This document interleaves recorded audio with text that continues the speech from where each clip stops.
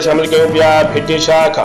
पाकिस्तान हुकूमत सऊदी हुकूमत के जन्नत अल बकी जी फौरी तामीर लाइ ज़ोर दे। Syed Daniyal Kazmi Askariya student organization Pakistan unit British जे अगवाननि सैयद दानियाल काज़मी, अब्दुल अली, मुसर मेहदी ऐं वसीम रज़ा चयो त 8 शवाल 1349 हिजरी तारीख़ जो उहो कारो ॾींहुं आहे जॾहिं क़दीम इस्लामी क़ब्रिस्तान जन्नत अल बकी खे मिसमार कयो वियो, जंहिंमें शुहदाए करबला ऐं रसूल सल्लल्लाहु अलैहि वसल्लम जे असहाबनि खे दफ़न कयो वियो आहे।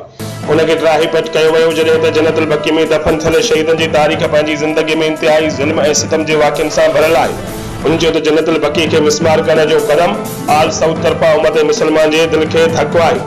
हुन वधीक चयो त उम्मत मुसलमान जो फ़र्ज़ु आहे त हू जन्नत अल बकी जे पुरअमन बहालीअ जो मुतालबो कनि। उन सिलसिले में पुरअमन जुलूस ऐं मजलिसूं मुनक़िद कनि। असां मुसलमान हुकुमराननि ख़ासि तौर ते पाकिस्तान जी हुकूमत खां मुतालबो कयूं था त सऊदी हुकूमत ते ज़ोर न वञे त जन्नत अल बकी जी फौरी तामीर लाइ तमामु मुसलमान मुल्कनि सां मुतहद थी जन्नत अल बकी जे तामीर लाइ सऊदी हुकूमत ते ज़ोर ॾिनो वञे। रिपोर्ट करे रहियो आहे अख़्तियार अली वसाण, बे न्यूज़ ब्रिटिश।